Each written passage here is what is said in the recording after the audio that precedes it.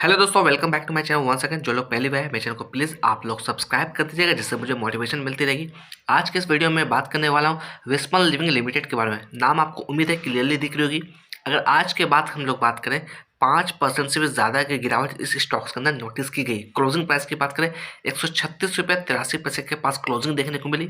दिन की हाई की बात करें, 143 रुपये का दिन का हाई बना था। वहीं पे दिन की लो की बात करें, 135 रुपये 80 पैसे के पास आज का लो बनाया। सबसे पहले यहाँ पर मैं रिटर्न्स आपको दिखाने वाला हूँ, क्या कुछ रिटर्न्स इसने यहाँ पर दिया है। पिछले एक हफ्ते से हम लोग कंपेयर करने की कोशिश करें तो देखिएगा, पिछले एक हफ्ते में लगभग 6.65% की भारी गिरावट नोटिस की गई है। पिछले एक महीने से कंपेयर करने की कोशिश करूँ तो यहाँ पे 11.88% की तेज़ी देखने को मिली थी। पिछले एक साल से कंपेयर करने की कोशिश करूँ तो 8.02% की तेज़ी नोटिस की गई थी।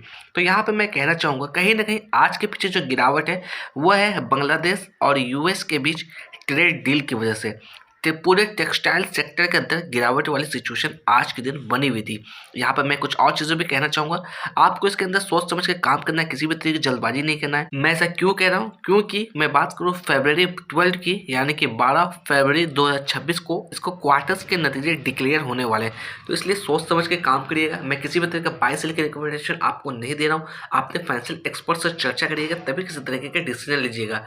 अगर बात करूं इसके पहले वाले क्वार्टर्स के नतीजों को लेकर, यानी कि सितंबर 2025 के क्वार्टर्स के नतीजे को चर्चा करें तो ईयर ऑन ईयर बेसिस पे इस क्वार्टर्स के अंदर काफ़ी बड़ी गिरावट देखने को मिली थी नेट प्रॉफिट के अंदर। इसलिए थोड़ा सोच समझ के आपको काम करना है। मार्केट कैप की बात करूं, 13,185 करोड़ का मार्केट कैप है इस कंपनी का।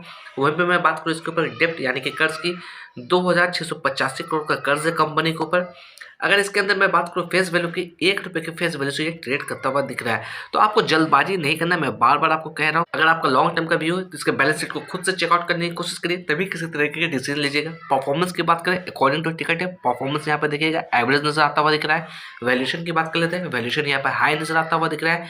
ग्रोथ की बात करें, ग्रोथ यहाँ पर लो नजर आता हुआ दिख रहा है। अगर यहाँ पर चर्चा करो फोरकास्टिंग को लेकर, क्या फोरकास्टिंग आती हुई दिख रही है टिकट की तरफ से, तो यहाँ पर देखिएगा 10 एनालिस्ट ने से कवर किया, 80% की रिकमेंडेशन आती हुई दिख रही है। बड़े प्लेयर्स की होल्डिंग के बारे में बात करें, यानी कि म्यूचुअल फंड की मैं चर्चा करने वाला हूँ, तो यहाँ पर देखिएगा HSBC स्मॉल कैप फंड, इसकी वेटेज की बात करें 1.33% की है। क्वांट स्मॉल कैप फंड की बात करें 0.55% की है। Quant ELS tax saver fund की बात करें 0.16% की यहाँ पर वेटेज देखने को मिल रही है। अगर हम लोग चार्ट पर चर्चा करेंगे, देखिएगा 1 डे के टाइम फ्रेम मैंने यहाँ पे चार्ट लगा रखा है। सबसे पहले मैं बात करने वाला हूँ इस लेवल्स की। ये जो कैंडल देख रहे हैं, ये कैंडल है आपका मई 2025 की, यानी कि ठीक 8 महीना पहले की कैंडल है। यहाँ पे इसने अपना हाई बनाया था 153 रुपये का। उसके बाद इसके अंदर गिरावट वाली सिचुएशन बनी और यहाँ पर बनाया लो जून के मंथ में 127 रुपये के आसपास।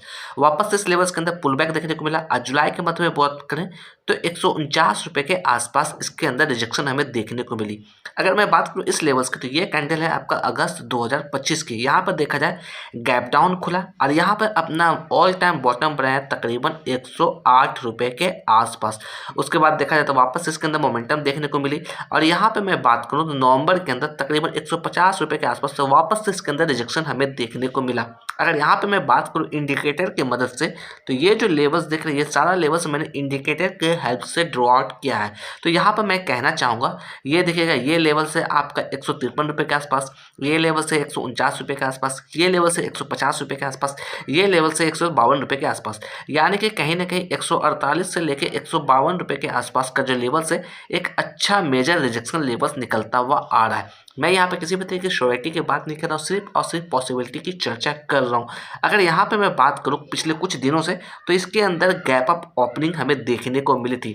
वापस से बात करें इसी लेवल के आसपास से इसके अंदर रिजेक्शन हमें देखने को मिल रही थी। अगर हम लोग आज की बात करें 5.8% की गिरावट देखने को मिली आज के दिन। तो आपको सोच समझ के काम करना, किसी भी तरह की जल्दबाजी नहीं करना। क्वार्टर्स के नतीजे को आने दीजिएगा, तभी किसी तरीके के डिसीजन लीजिएगा। अगर हम इसके अंदर मैं बात करूँ वॉल्यूम को लेकर, तो आज के दिन काफ़ी शानदार वॉल्यूम नोटिस की गई थी। 75 लैक्स के वॉल्यूम नोटिस की गई थी। साथ ही साथ डिलीवरी ऑफ परसेंटेज की बात करें, 38% की डिलीवरी इसके अंदर उठाई गई थी। वहीं पर मैं बात करूँ 50 डे मूविंग एवरेज के बारे में, तो 130 रुपये का जो लेवल्स है, ये इसका 50 डे में रहने वाला। कहीं ना कहीं यही लेवल्स हमारे डाउन साइड में एक एक्स्ट्रा सपोर्ट लेवल्स होने वाला है।